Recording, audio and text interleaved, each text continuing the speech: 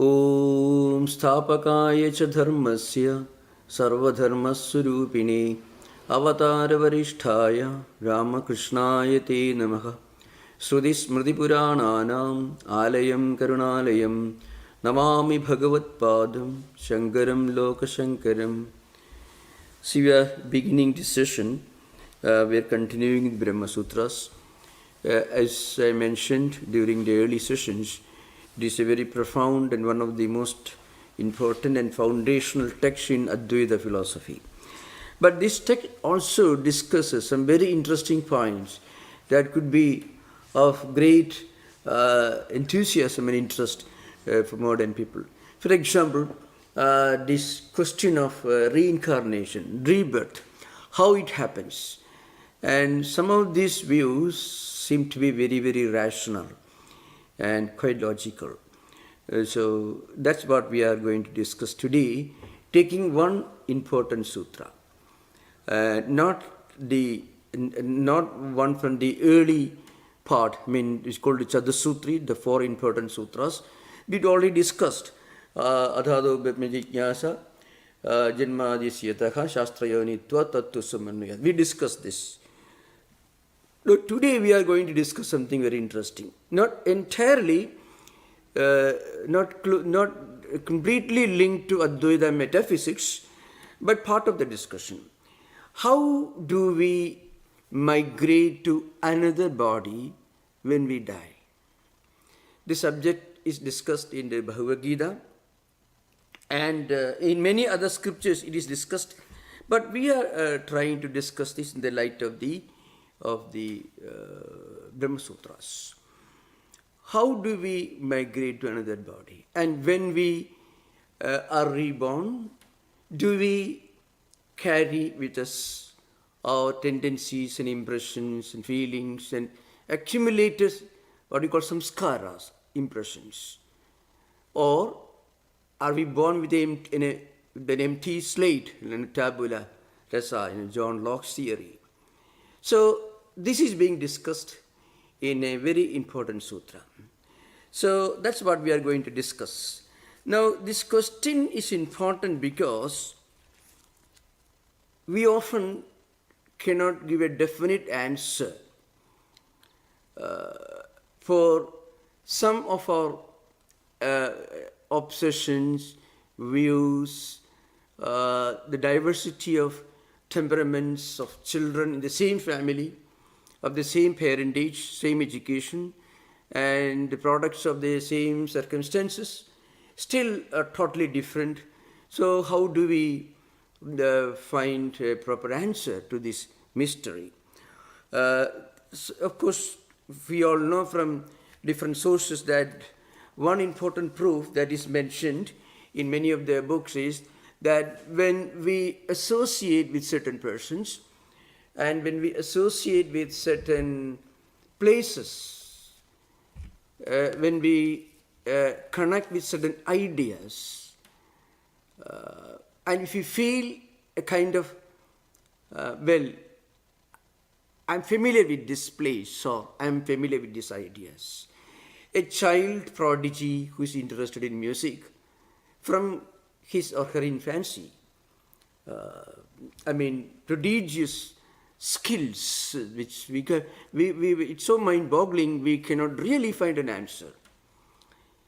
Like that, some strong likes and dislikes, extremely monstrous human characters, and extremely saintly human characters.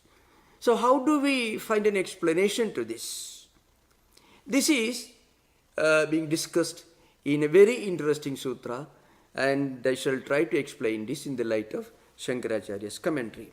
So it begins like this. For example, the sutra, in fact, those who are interested, there are English translations available.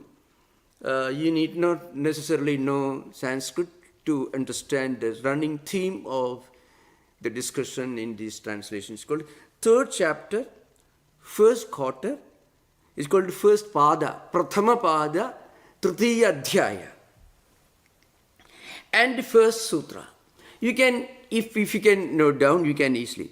First Pada means every chapter has 4 quarters. So Brahma Sutra has got 555 sutras divided into 4 chapters. Each chapter containing different units, each unit having different sutras. Frequently one sutra, maybe sometimes many sutras under one unit called Adhikaranam, which I discussed earlier. And this particular sutra which we are going to discuss today, it comes in the 3rd chapter, 1st quarter, 1st sutra. Sutra is the pithy statement. You can see English translation. So, the sutra is this Tadandara Pradipatti Adhikaranam. It discusses one important sutra. It's called Tadandara Pradipatto Ramkhadi Samparishoktaha Prasna Nirupanabhyam. This is the sutra. It looks a bit like a garland, no? Tadandara Pradipatto Ramkhadi Samparishoktaha Prasna Nirupanabhyam. Tadandara Pradipatto means, Andra means another body. When a soul, after death, when it migrates to another body, then does the soul carry with him all the tendencies and impressions accumulated in this life, or does it migrate without the accompaniment of these characteristics? This is the central theme. Now, Brahma Sutra's method is, it discusses this by analyzing the subject from different angles, from different philosophical angles. According to Shankaracharya, who believes in Advaita, and according to Advaita philosophy, every soul called Jiva, individual soul, I mean individual soul, Jiva, when it migrates to another body, when it is going for a reincarnation or rebirth, it is accompanied by all the samskaras, impressions, vrittis, tendencies, all accumulated in this life. Only it gets a new body, that's all. You may ask this question. Suppose you have read a lot of books on, let's say, Advaita or mysticism, Christian mysticism in this life. You have done a lot of meditation and so on. And you did all this with this present body in this life, using your eyes, your ears, and your mind that is associated with this body. And when you lose this body at the time of death, how can you carry with you the impressions that you gathered using these eyes, these ears? You listen to a lot of Vedanta, a lot of spiritual ideas, and your temperament, tendencies are being shaped by what you heard, what you listened to, what you contemplate on. And so you accumulated a lot of spiritual characteristics. But all with this body and the senses associated with this body. Senses mean indriyani, karmendriyani, jnanendriyani. Senses of perception, senses of action, and mind, all associated with this body-mind complex. This body-mind complex is pushed to the tube, because when you become 100 years old, everyone has to do that, has to undergo this process. When the body is pushed to the tube, along with that body, these eyes also go away. So when you are born again, how can you carry with you the tendencies accumulated in this life using these 2 pair of eyes? This is the question. The answer is this. The senses may disappear. Eyes are destroyed with the body. Ears are destroyed the body. The mind is not destroyed.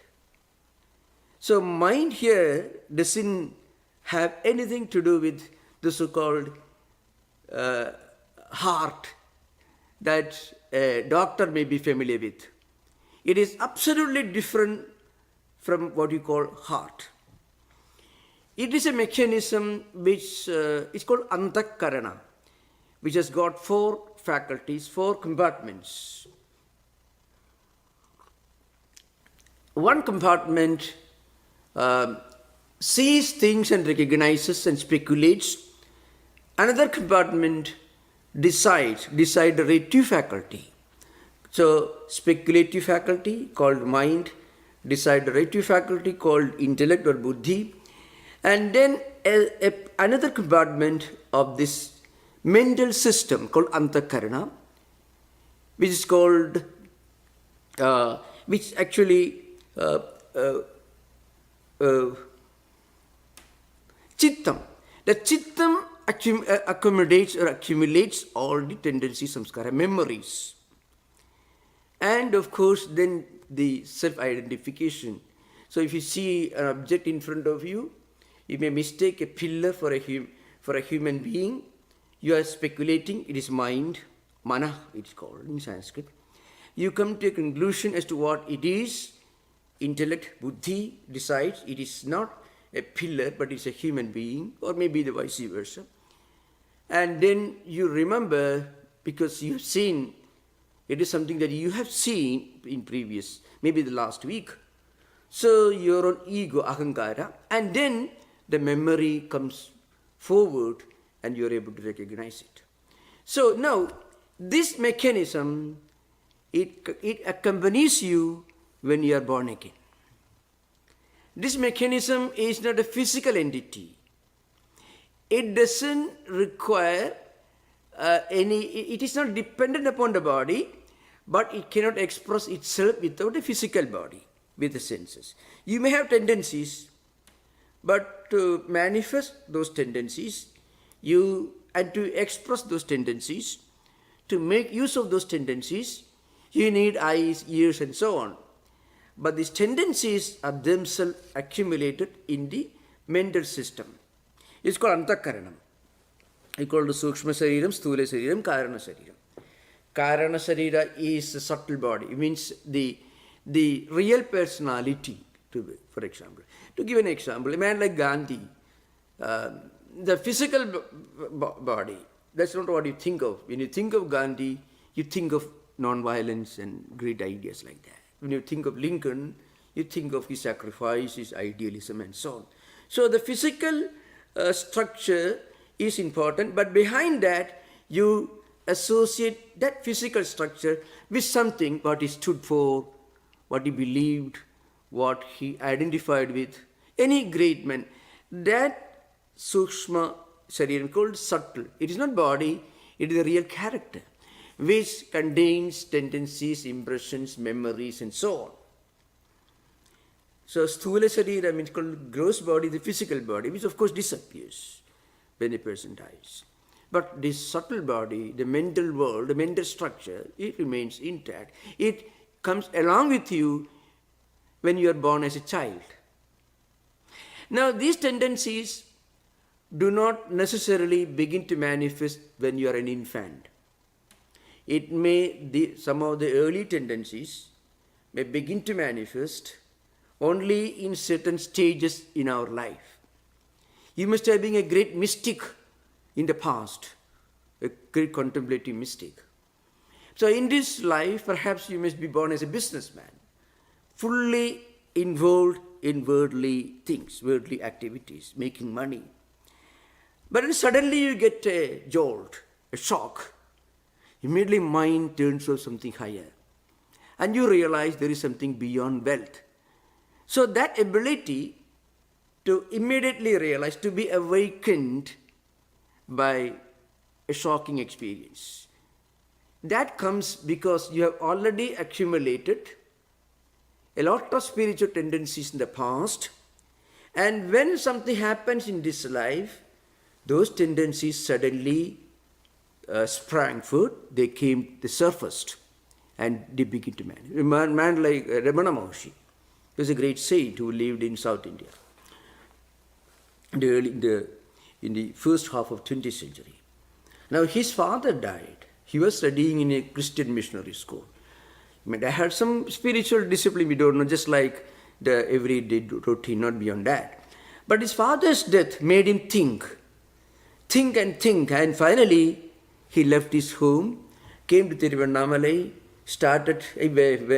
went to the temple maybe a few times, then retired to a cave, stayed there and meditated and became Ramana Maharshi. So you can imagine the shocking experience of the demise of the father. It doesn't turn every person into a saint. But in his case it happened. Because that shocking experience suddenly brought the higher tendencies, samskaras from the lower layers of the mental lake. They came forward and this happened.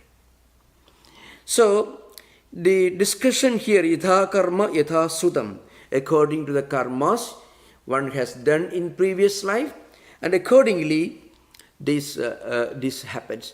So I mentioned earlier, there are two views, the Primafacie view, Purva Paksha. Paksha means a standpoint. Purva means something that strikes you at the first reading. So the Primafacie, in its Latin expression, may not carry the same implication which the word Purva Paksha carries in Sanskrit in Vedantic dialectical books. But still, that is a standard translation for want of a better term. So the Primafacie view, I mean, somebody may read it, well, this is what I feel about it, this is what I understand. So the Purva Paksha, or what you call it, objection or objector's view, that's how it may be given in English translations. I don't normally read a lot of translations like that. So, but I found that objection or objector's view or Primafacie view, that's how it is given, is maybe this view was held by ritualistic philosophers and Sankhya philosophers and so on. They had the opinion that, of course, you carry with you the mind, which means speculative faculties, but you don't carry all the tendencies and impressions from previous life. So they often quote an important verse from Brihadaranyaka Upanishad, Adhaina mede prana abhisamayanti sa eta tejo matra samabhyadadana. Like that they quote this particular verse, mantra from Brihadaranyaka Upanishad. It means only senses and mind in their subtle form accompany the jiva when it's reborn. The tendencies and impressions and characteristics do not normally accompany. This is the Primafacie view. Because Siddhanta Paksha means the Advaitins' view is no. They are accompanied by all the tendencies and impressions and samskaras when you are reborn. That's where remember when you read, it's very interesting because not pure philosophy, but it's linked to many other Vedic mantras in different scriptures. It's called Tadandar Pradipatto Remkhadi Samparishoptaka Prasna Nirupnapyam. Tadandar Pradipatto Dehantar Pradipatto Remkhadi Gechadi. Like that Shankaracharya writes in commentary, which I will discuss later. Now, next subject is when you are reborn, how do your temperaments and characteristics decide or shape the type of families, the type of circumstances in which you are born again in this new life? There are some important mantras in the Bhagavad Gita, which I will discuss in the next session. It comes in the 6th chapter. Lord Krishna says, Purvabhyasena tenaiva Hridepi avashopi saha jijnasuhu abhiyogasya sabda brahmadi vartade. By the force of previous acquaintance, by the force of previously accumulated samskaras and impressions, which force you and you are helpless. Avasha means you are helpless. You are pushed forward by the force of your own past samskaras. And then if you have done a lot of good, great things in the past, you cannot help being a good person. Unfortunately, the opposite also is true. And then Lord Krishna says in the 6th chapter, Tatradam buddhi samyogam labhade paurodekikam yatadecha tato bhuyasam siddho kurinandana. There in this new life, the samskaras and impressions and vasanas and tendencies, all the attitudes and the aptitudes that you have accumulated in your previous life, they connect with similar or identical circumstances. Buddhi samyoga. Buddhi here means antakarana. And then you continue your spiritual journey and go forward, go onward. So a child may not immediately manifest all the samskaras, all the impressions, all tendencies coming from previous life. You may or may not. But sometimes, in many cases, as we find in Ramana Maharshi's case, you have to wait for some years for a tragedy which may not be interpreted as a very big tragedy by a normal person, death of a father. It's certainly very unfortunately very sad, but it may not have a transformative impact on every person. It may not turn him into an Aristotle necessarily or a Socrates. But in Ramana Maharshi's case, that was enough for him to turn his mind in another direction, and he became the great saint that he later became. And in this context, in fact, if you look at the sutra itself, if you have got the book, there's one word. Tantra means when you leave your body behind and when you attain a new body.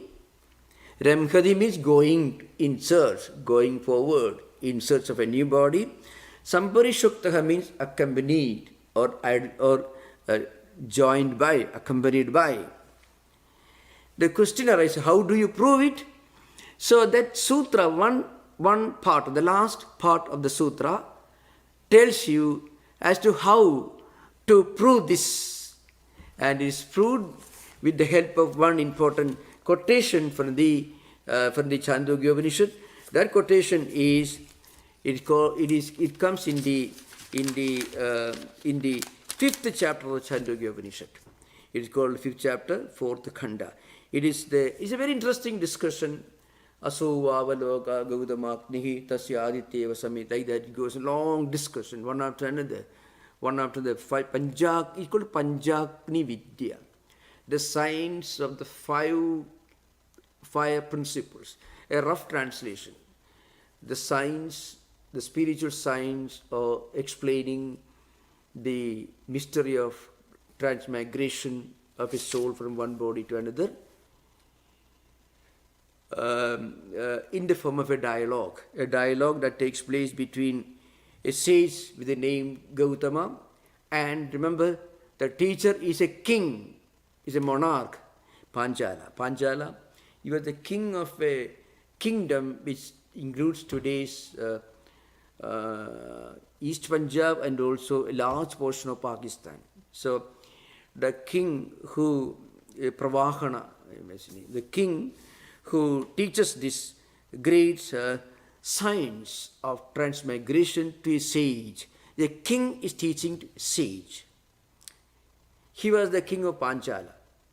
Panchala was a kingdom which included today's some portions of India's northwestern border, like Haryana and Punjab, and also a large portion of today's Pakistan. It's called Panchala Desha, the kingdom of Panchala. So he is the one who teaches this great science to Gautama Rishi. Now that instruction begins like this. It's a very Aso avaloka Gautamaknihi tasya adityeva samid resmayo dhumaha ahararchihi chandrama angaraha nakshatrani vispulingaha. Like that goes on. Of course, I can discuss this when we take up Chandogya Upanishad at that time. Now we'll come to Shankaracharya's commentary, because it may not be proper to leave out Shankara's magical explanation of this mystery. So if you look at the Brahma Sutra, you find at the beginning itself, the subject is presented in a very interesting way by presenting the possible objection and also the answer to that objection. The objection comes from a non-Advaitic philosopher generally, and the answer comes from Advaita himself, Advaita himself. So, aveshtido va bhuta sukshmaihi puman vrajed bhudanam sulabhatvena yat aveshtida evasa bijanam durlabhatvena niradharindriya gatehi panchamahudi yuktescha jivastai yadi veshtidaha. So this is the sloka. I just want to read this interesting, then only I will be able to do justice. So it explains the idea that the discussion is around the subject of transmigration, and whether a person is born accompanied by all his previous tendencies and impressions gathered in all his previous incarnations in life, or is he born, as as I mentioned, John Locke's theory, tabula rasa, is empty table, empty slate, empty table theory, which is now practically rejected by most educationists. John Locke had a great influence on some of the early educational philosophers, especially in the Western world. It's still important, but the tabula rasa theory seems to be now on the way out. At least many don't accept. There are, of course, many who may accept it. That's a different thing. So, now we will come to the interesting subject. So, Shankaracharya says, Kim tavat praptam asamparishukta iti. So, here, the objective's view is presented, and objective's arguments for his view is presented. And then Shankaracharya replies, Tadandar privattu, dehantar privattu, deha bijaihi, bhuta sukshmaihi, samparishuktaha, remkhadi, gechadi, iti avagantavyam kutaha, prasna nirupanabhyam. So this is the technique used in the Brahma Sutra. You have to find a source, and the source should be from Upanishads, or Upanishads constitute the first primary source, or maybe from Bhagavad Gita. But the emphasis was always to establish the theory of Advaita. In this context, the theory that every person is accompanied by his own accumulated tendencies and impressions when he migrates to a new body. And the reason given is, otherwise you cannot explain the diversity of human temperaments and human characteristics belonging to the same genetic parentage, same circumstances. So, 5 children in a family of same parents, same school, same education, identical circumstances, but as they grow up in different stages, they show up, they begin to manifest very diverse tastes and temperaments and attitudes, and their idealisms, the values, and so on. That's because each person is an individual, lonely traveler in this journey of life. We may be part of a family in one life cycle, part of another family in previous life cycle, and still another family in the next life cycle.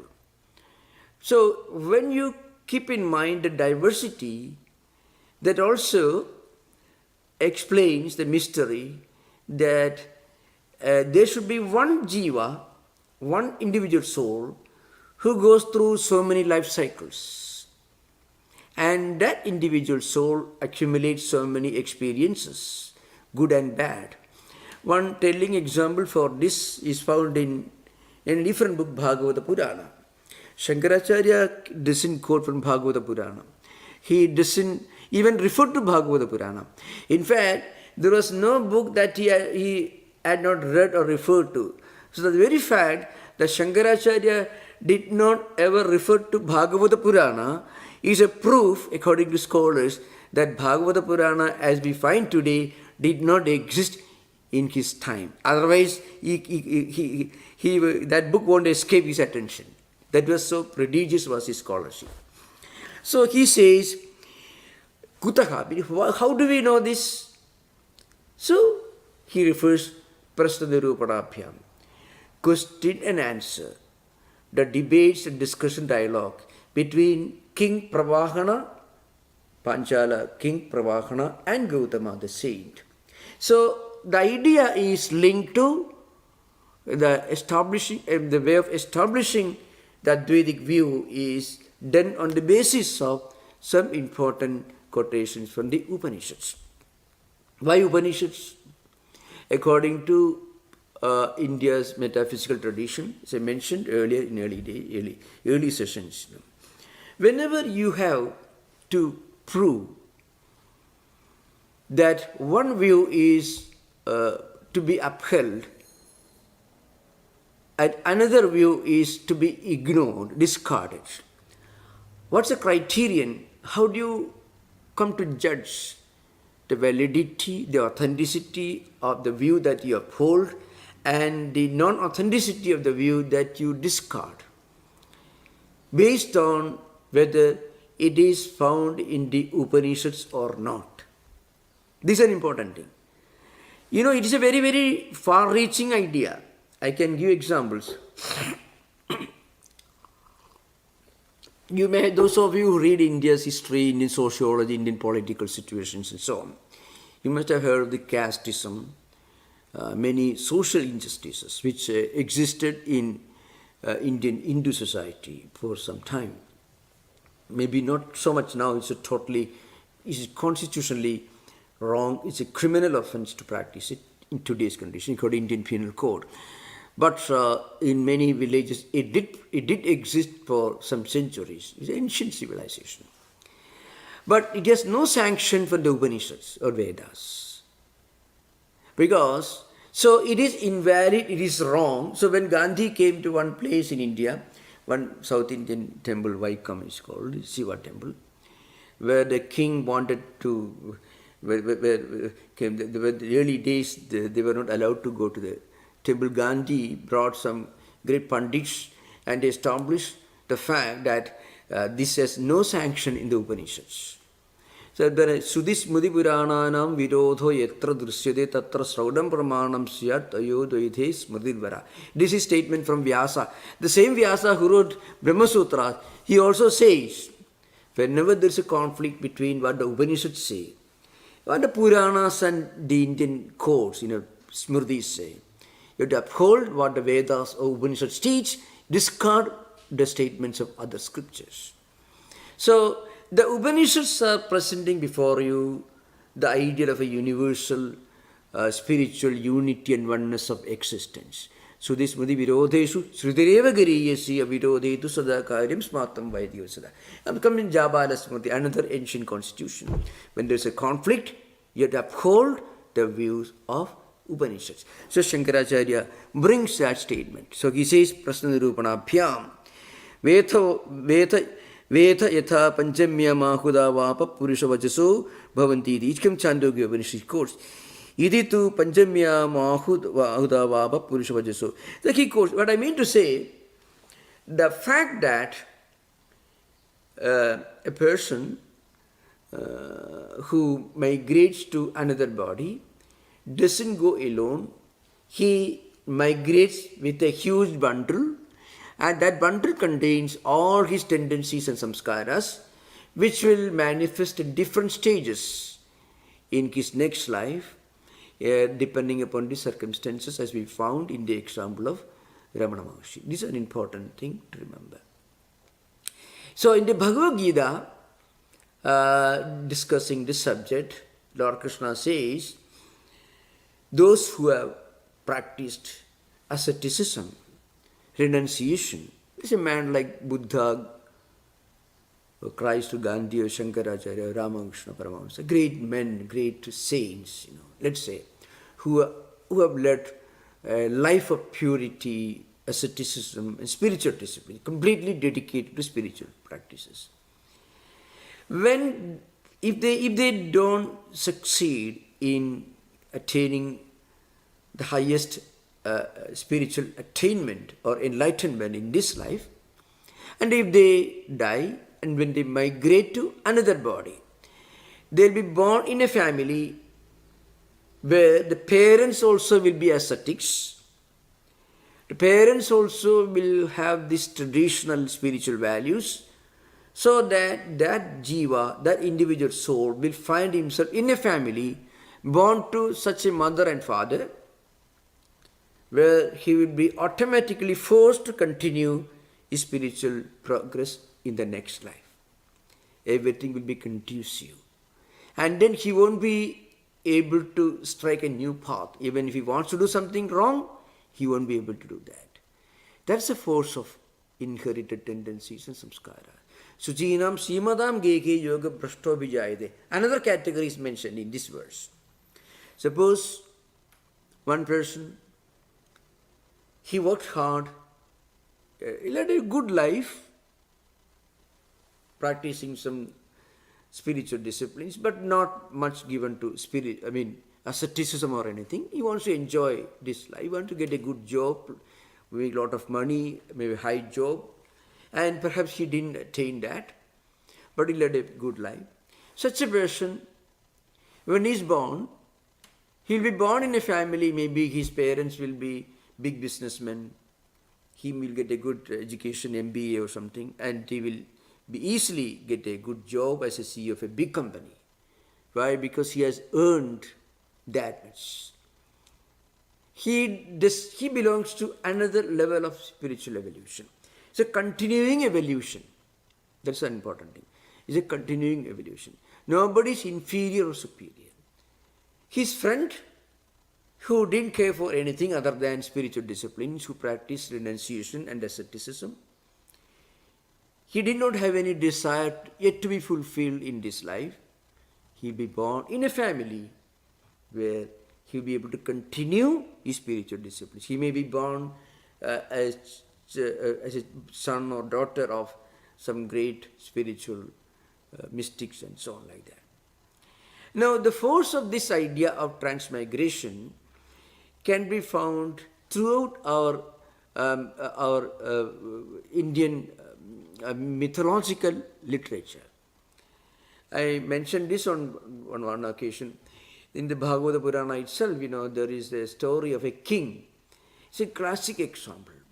Sometimes when we look around, observe our friends, and analyze our own life, how circumstances, how external circumstances impact on our own views and have some transformative effect or impact on our own decision making, our choices in life, you can see how did I escape this great teaching or this great ideal till now?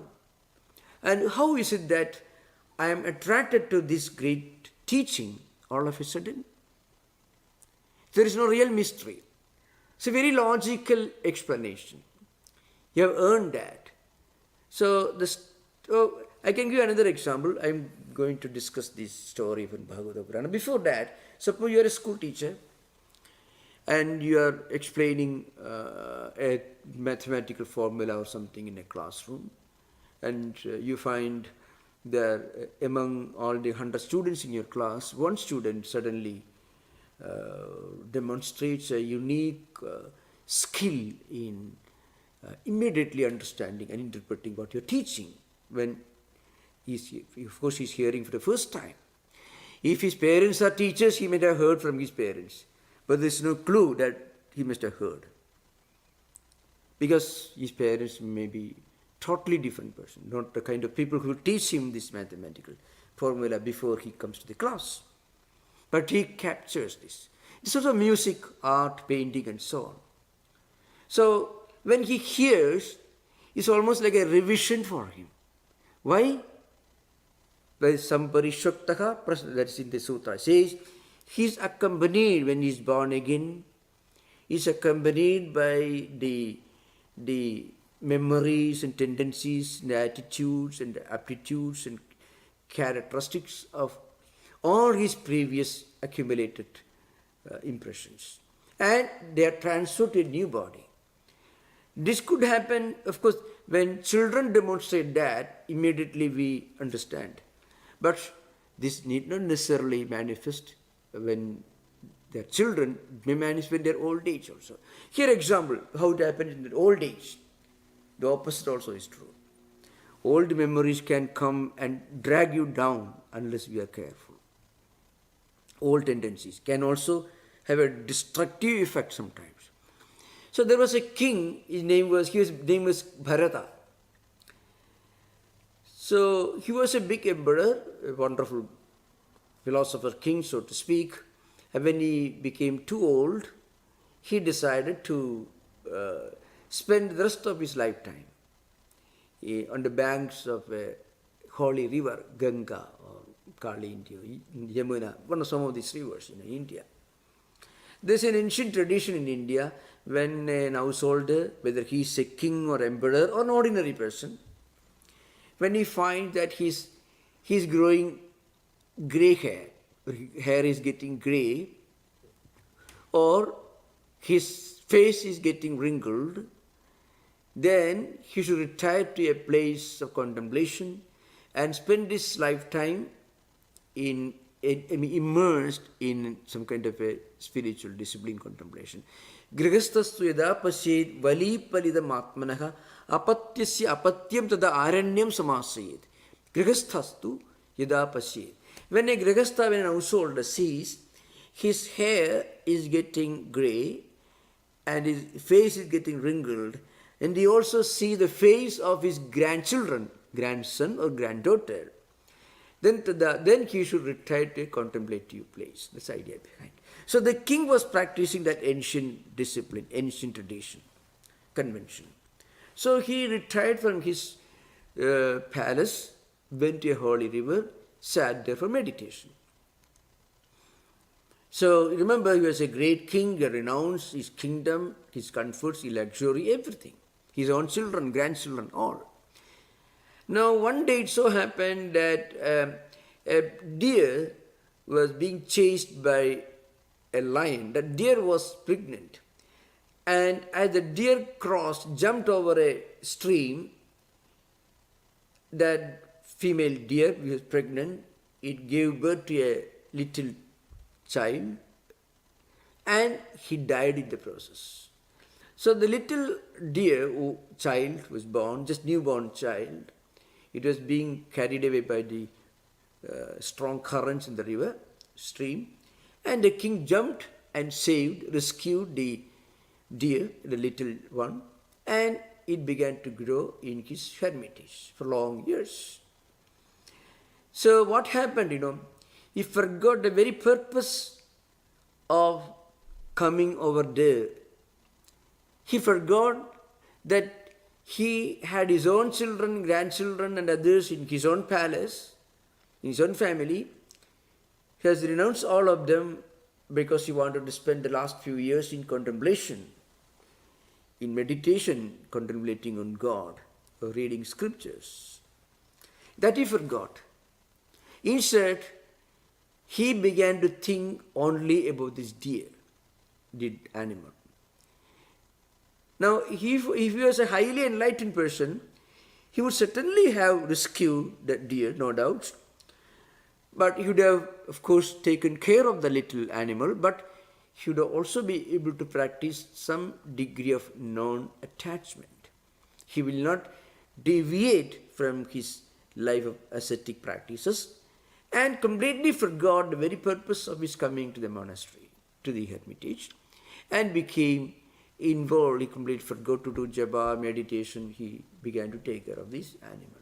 Certainly an act of compassion, but if you are a spiritual seeker, he should do that. The act of compassion is an integral part of all spiritual seekers. But he should also be able to practice discerning wisdom and a degree of non-attachment, even while taking care of the little animal. He did not do that.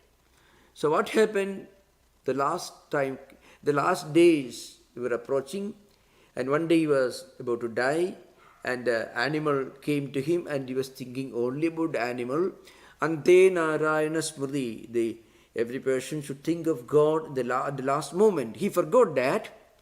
He was thinking about the animal only. And he was born, next life, he was born as a deer.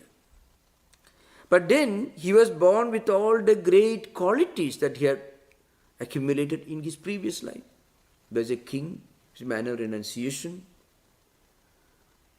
and he was a great ascetic.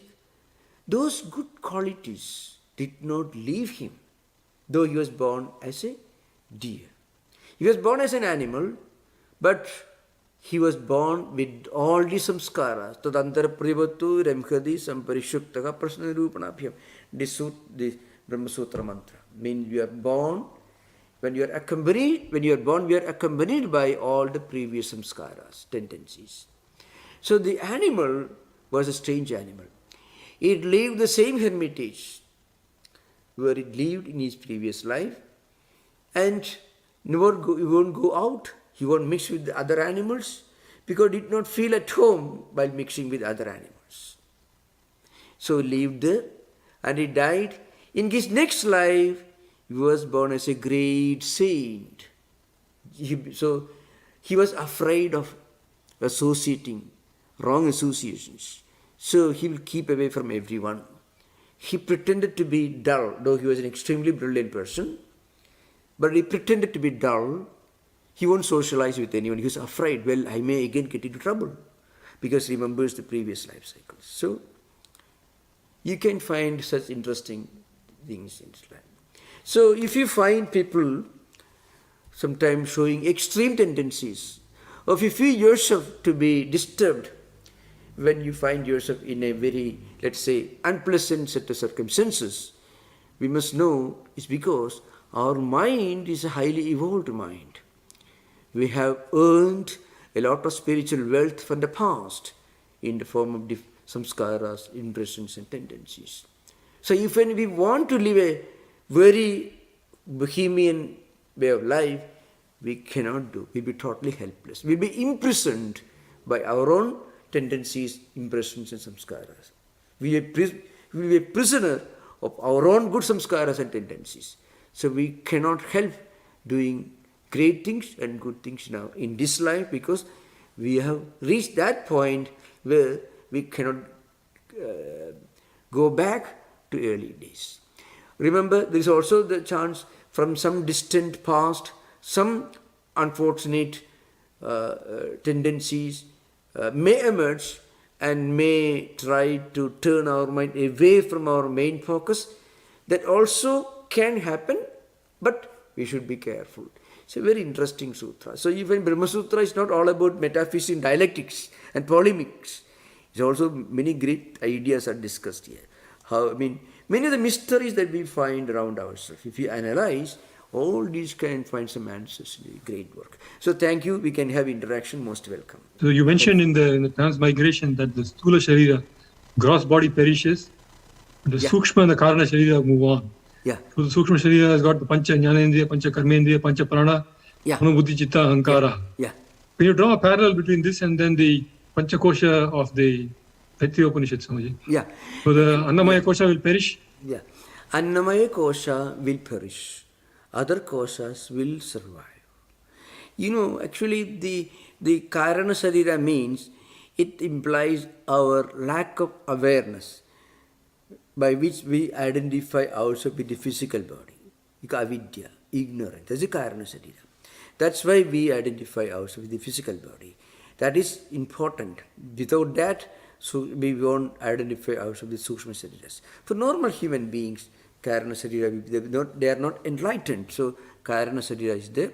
And also samskaras in person. I mentioned to you, in the books you find, they are accompanied by indriyas.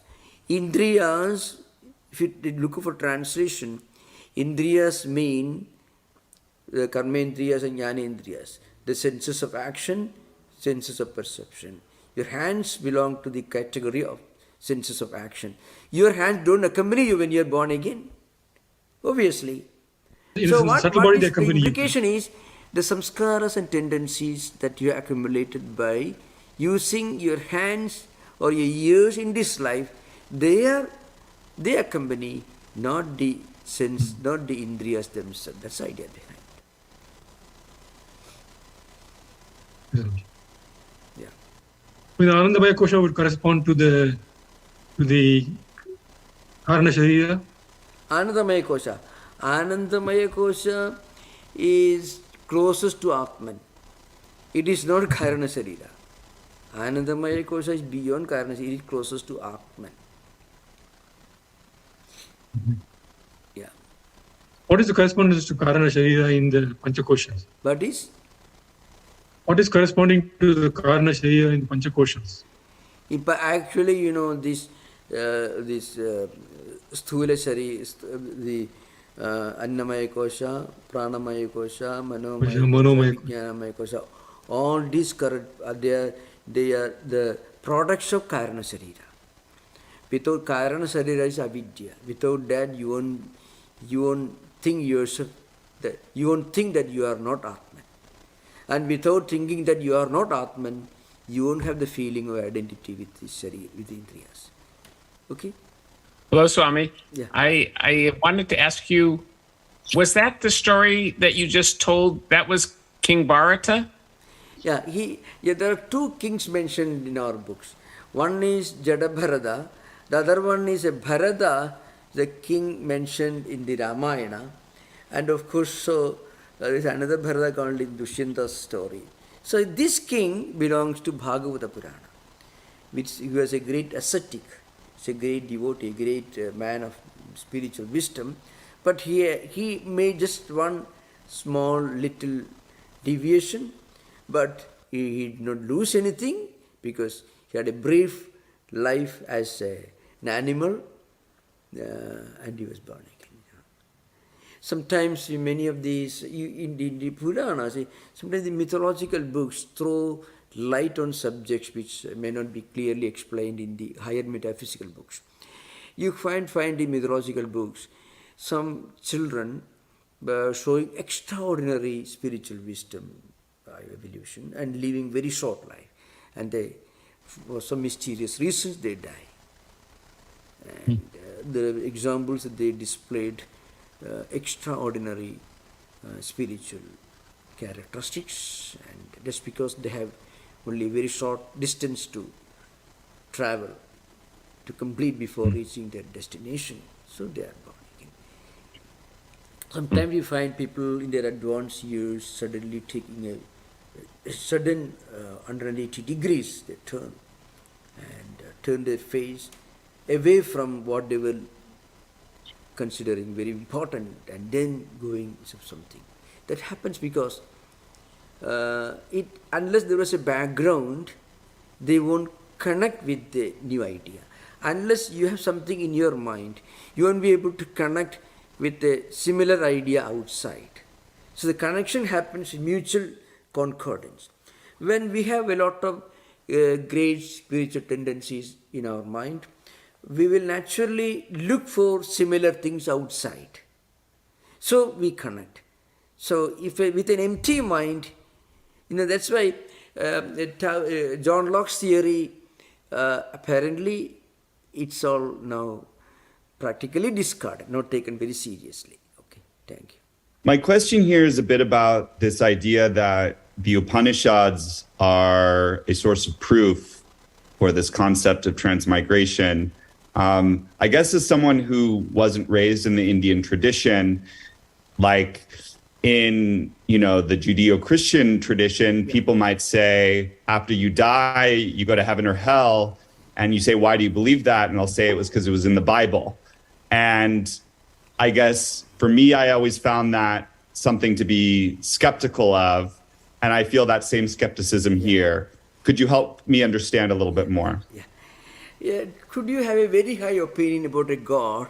He gives you just one chance, or determine everything beforehand. Even if you try to be a good person, you have no chance to go to heaven because your verdict is already predetermined. So I don't want to question that view or anything. I won't criticize. But this seems to be more logical. Because every day, every minute, you have an opportunity to start a new chapter in your life. Eternal damnation as a concept exists only in one of India's philosophical traditions. That in the doctrine of Madhvacharya, who was diametrically opposed to Shankaracharya's Advaita. Now, he has the doctrine of Nitya Naraka Siddhanta, the doctrine of eternal damnation, something similar to it in Calvinistic theology you find. Everything is predetermined. So you don't have a choice in that matter. Everything is already predetermined. Do you think, of course, many of the questions, many of the criticism against God emerged out of this, the opposition from agnostic and atheist, and thinking of a God who is so cruel, who is so devoid of compassion that he gives only just one chance and he decides everything beforehand. You have no choice to change your destiny. But Vedanta tells you that you can change your destiny anytime, anywhere. You mentioned, of course, this I don't know how far I'm right, but I read somewhere that a large percentage of people in Western countries do believe in the incarnation. So they may not admit it openly, but they do believe. We don't know how far this is true. An article appeared long ago in the Time Weekly, which is at that time it was still publication. Maybe some of you must have read and you can give your view you can throw more subject on this slide. More light on the subject. You can throw more light on the subject. Spoonerism, Professor Dr. Spooner. Okay. Yeah. Well, okay. I think probably a lot of people in the West do believe in reincarnation. I think it's like sometimes it's thrown around a bit casually, like, oh, I love dogs. I was a dog in my last life. It's very casual, right? That is ridiculous. That is absolutely. I think that is the impact of that gentleman who lived in California, who many mansions, life as a flow. What is his name? I forgot his name. He lived in California. He carried this reincarnation theory to an extreme level, which almost made him laughable. What is his name? I forgot his name. Anyway. Have you said it before, Edgar Casey? Is this who you've said before? Edgar Casey. Okay. Edgar Casey. That would be almost laughable.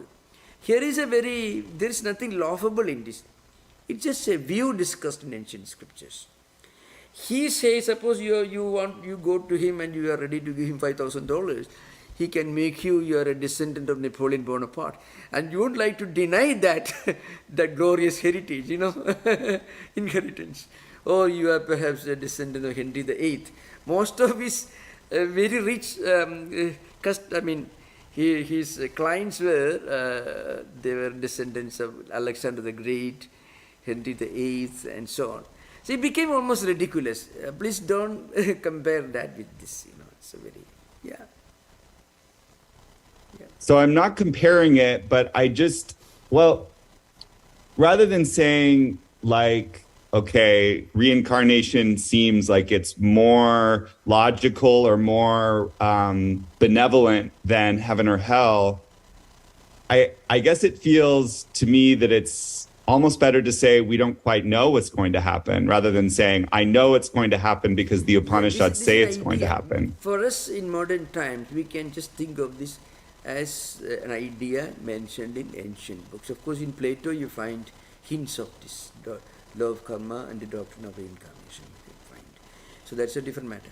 So anyway, the idea is that there's an invisible connecting link between what we think and what we do, and also between what we do and what happens to us later, not in a very tangible form, but in another form. So that is of course, Buddhism is built on the bedrock of transmigration, praditya samutpada, to a link chain. Buddha was very articulate in, Buddhism is very articulate in describing this. It's one of the vital teachings of Buddhism. In both Hinayana and Mahayana tradition, praditya samutpada, dependent origination as he called it. So anyway, it is linked to this doctrine of rebirth and the doctrine of the law of karma. Otherwise, how do we explain? We have to think either God is not so very good after all, because he created a world which is not so very good. Or he was very good, but he could not create a better one, so he was not so very powerful.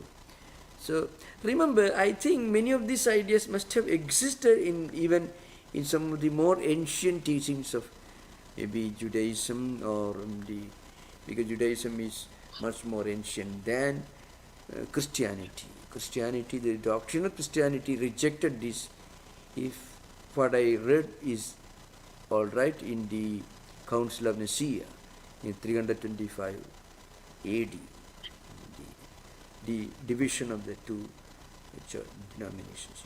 This is one view, which again you can read Decline and Fall of Roman Empire. He mentioned something. It's a different subject, of course. Gibbon. Swamiji, as you mentioned, the Buddhists also believe in transmigration, and they actually take the idea further and have an elaborate system of identifying who the previous birth was and identifying the person who's been reborn and so on. Why didn't those practices come back into Hinduism? Is there a particular reason why that process was not prevalent among the Hindus? Yeah, this doctrine of law of karma and reincarnation are not as important in Hinduism as they are in Buddhism. This is important because in Buddhism there is not a corresponding belief in a transcendental divine reality like God. So Buddhism puts much more emphasis on this praditya samutpada, dependent origination, this concept of law of karma and reincarnation, and then identifying, as choosing a new Dalai Lama. You have read about it in many books, perhaps.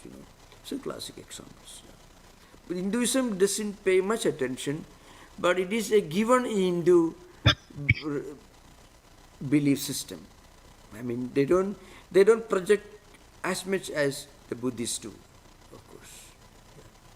Swami, I believe the argument as such, if it's an argument for reincarnation based on the kind of intuitive observations you've made, is compelling. Why does one child turn out differently than the other? Why in a group of children do some children have no compassion to animals or other people, and other children have an unalterable compassion for people? I come to this not from a particularly doctrinal point of view, because the holy texts say this, but from a more experiential point of view. So your argument resounds to me, and I would. It arrives from, I don't have explanations for these things, so I would turn to something spiritual as an explanation, not something doctrinal, because I can't really explain it. And even on a personal level, as a child, I couldn't really explain why I felt different about things. And then as an adult, why I'm attracted to a spiritual path, or Shay somehow ends up at this spiritual path, and yet thousands of other people don't. And so that sort of demands an answer. I posed this to somebody recently, and they said, "Well, those are just the cards you're dealt. That's random. It's DNA. Could you It's repeat just." once more? Once more, can you repeat this? Please repeat this sentence. I posed my argument or my attraction towards the concept of reincarnation or some variant of that, and to someone recently, an intelligent, thoughtful person, and they looked skeptically at me and said, "No, those are just things that you have. Those are the cards you are dealt, like in a card game. You happen to be dealt those things. Maybe it's your DNA. Maybe it's just random." But that was, to that person, a plausible explanation of all the differences you've talked about. And I wonder, what's your response to that? Yeah, you can explain everything as some kind of an accident without a real explanation, without any precedent, without any logical connection. That is true. Everything can be explained. But this text presents a view which seems to be logical to many people. So, from the agnostic point of view, when God doesn't exist, there is no question of anything other than this human body, and there is no connection between what we do and what we are going to suffer or enjoy in next life. There is absolutely no connection between our actions, and so that's true. Of course, that's also one view. In fact, in India, there are many schools of thought who believed that there is absolutely no such thing as doctrine of reincarnation or transmigration. They did believe only one body, one accidental manifestation of the body-mind complex. You are born in such a place. That's all. There is neither precedent nor antecedent. I mean, there is absolutely no connection. That view was common in India also. True, you are right. Yeah. Another danger of this view, David, is if you leave out all higher logical thinking, if you give up all our efforts to connect something with higher and transcendental, where is the place for higher music, mysticism, higher poetry? Why should we do good things? Why can't do bad things? By doing bad things we can make a lot of profit. So, except the policeman's fear of punishment. So, the need for some higher transcendental ideal is very important. It's also okay. Well, I was wondering whether how you would view the resurrection story from Easter Sunday, which just passed, wherein Jesus gets a form of resurrection. Yeah. Do you think does that represent the Christian world's hunger for some recognition of the transcendental or even of reincarnation? True. In fact, as a non-baptized, non-Christian, as somebody who has made a study of Christianity in our own informal, unconventional way, I see Jesus Christ as a great saint, very similar to our Vedic sages. And again, the very idea of resurrection would not have been conceived without some idea of going beyond death and still continuing to exist. So, you die and still you continue to exist. You don't disappear altogether. So, that idea must have been in the background behind this resurrection theory. No doctrine can emerge in a vacuum. If you study Western philosophy, Eastern philosophy, every doctrine has some background, some explanation, some logical connection. Is it possible for the early Jews who were Christ followers? For Christ followers were Jews only. They were the products of Jewish tradition. So they must be familiar with this idea of dying and still continuing to exist, transcending death.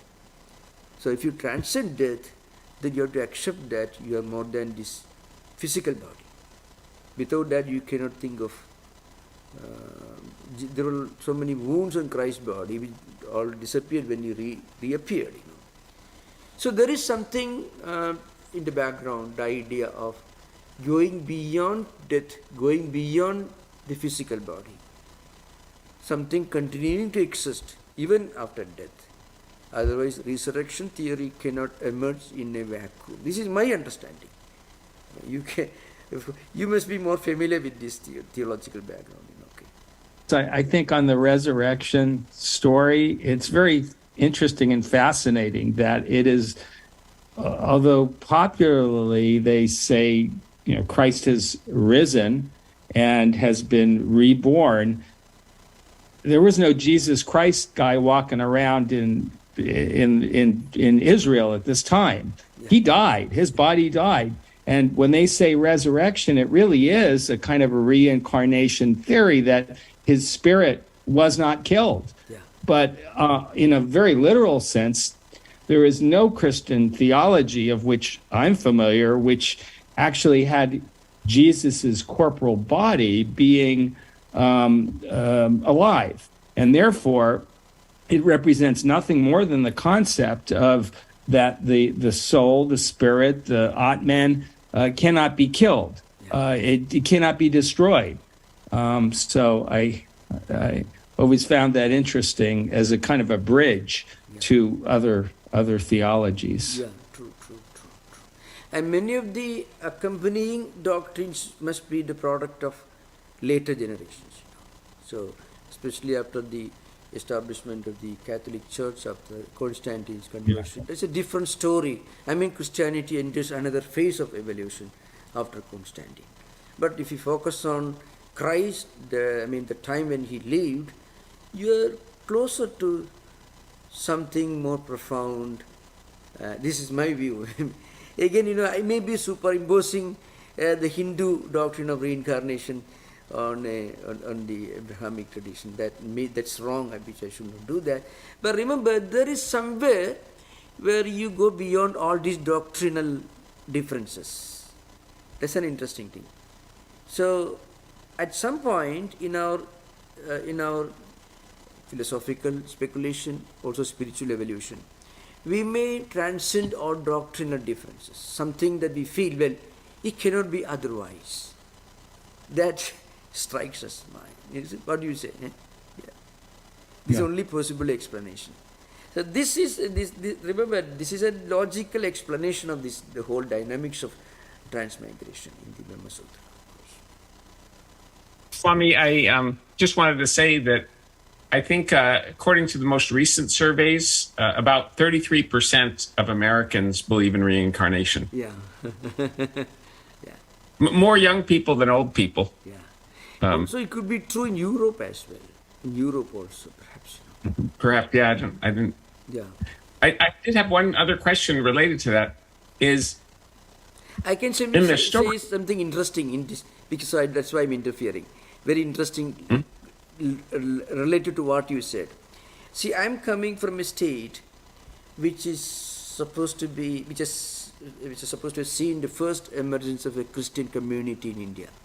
Goes back to St. Thomas, if you believe the legend. At least the earliest churches in Kerala, where I'm coming from, go back to 3rd century AD.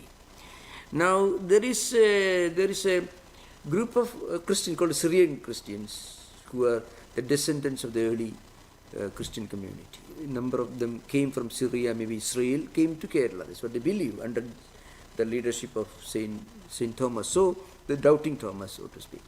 So they are culturally Hindus. By faith they are Christians. They often assert, most of them, that they are culturally Hindus.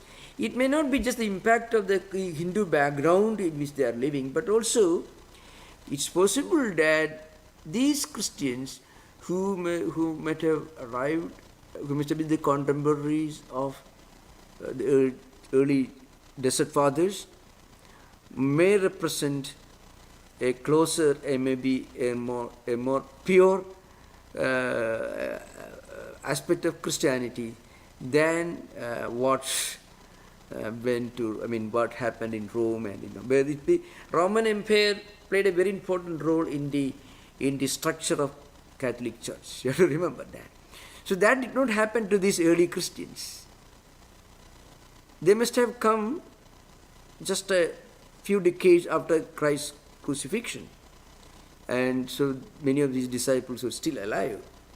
So, and they have certain belief systems that are very close to Hinduism, especially the doctrine of reincarnation and rebirth. They may not write an article, but they do automatically believe in this. Maybe they represent an earlier version of Christianity closer to Jesus than the Christianity of Roman Empire, Constantine's Christianity. That's what I suppose. Please continue now.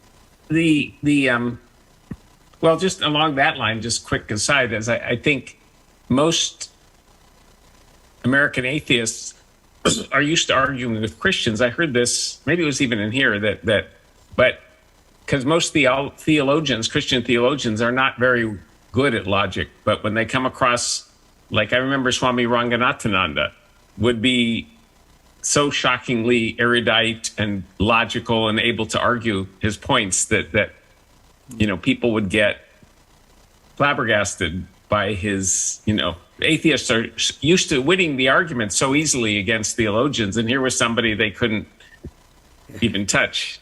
So that was always interesting. But my question was about King Bharata and how, even though he thought of as a deer at the end, I mean, that seems rather, it almost reminds me of Dr. Sarkar, who said, you have to start over as a brickbat and keep circling around and around, get to, that how could somebody so exalted come back as a deer rather than just as a king again? And he has to try again. Yeah.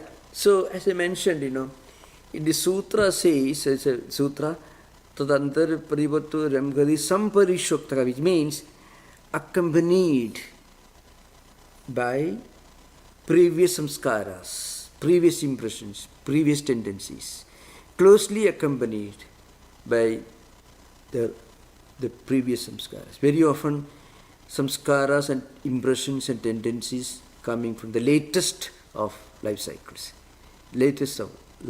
So, in Bharata's story, we find when he was dying, his mind had completely gone blank except the thought of the deer in front of him.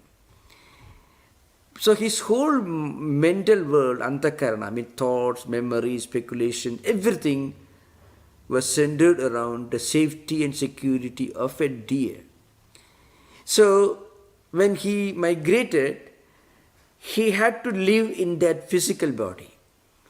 But he did not lose 1 ounce of his great tendencies, samskaras, impressions coming from it. He didn't lose anything.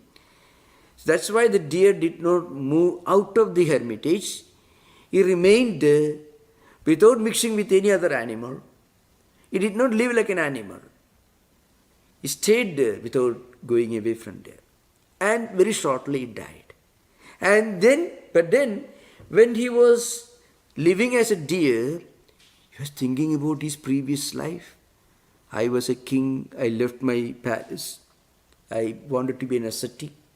I was meditating the banks of the river. I was living the life of an ascetic. And then what happened to him? What happened to me? I was born as a deer. So he was panting and lamenting. So he was thinking of the ascetic life of previous life. So next life he is born as an ascetic. You can imagine. So, but he did not forget the problem that he faced in previous life. So he kept quiet. He won't speak to anyone. And finally he opened his mind only. One day he was walking. His brothers drove him away because they thought he's so dull. So they took away all the properties of the father's death. His brothers took away all his properties and drove him away. This man, pretending to be totally unconcerned about anything, he was walking. But he was a healthy man. So a King Rahugana was traveling in a palanquin. They wanted somebody to carry the palanquin, some kind of a, the bear. So they wanted one bearer. So they called him. He came, okay, fine. He began to carry the palanquin. But didn't care for the rules, steady steps, everything. So it began to shake. The king found his palanquin was not properly carried. It was shaking. He felt disturbed. He came out. You fellow, why don't you carry the palanquin properly? Why don't you behave like that? Then this man who was pretending to be dull and mute, he said, who is carrying whom? What's the difference between you and me? You are in this physical body, I am in this body. Who is carrying whom? We are both Atman. You are this physical body of a king. I have the body of this humble palanquin bearer. The king opened his eyes. What's the matter? They had a long discussion on the highest Vedanta. This dialogue between this palanquin bearer, Jada, and this king. It's a very interesting part of the entire text. Then the king prostrated before him and told others to respect him, to recognize him. He was a great sage and saint. This is how the story goes. So what I mean to say, but these stories do have a great value, respect for higher values, renunciation, asceticism and all that. If you can teach children, for example, how a humble palanquin bearer taught higher philosophy to a king, you can imagine. There are great, wonderful ideas, the charm and just like many of the parables of the Old Testament or New Testament, very great teachings. Buddha's Jataka tales, you find. Yeah. Thank you. So I think we have had a wonderful discussion. Thank you for everyone for joining this discussion. Thank you. Om Shanti Shanti Shanti Harihi Om Tatsat Sri Ramakrishna Pranamastu.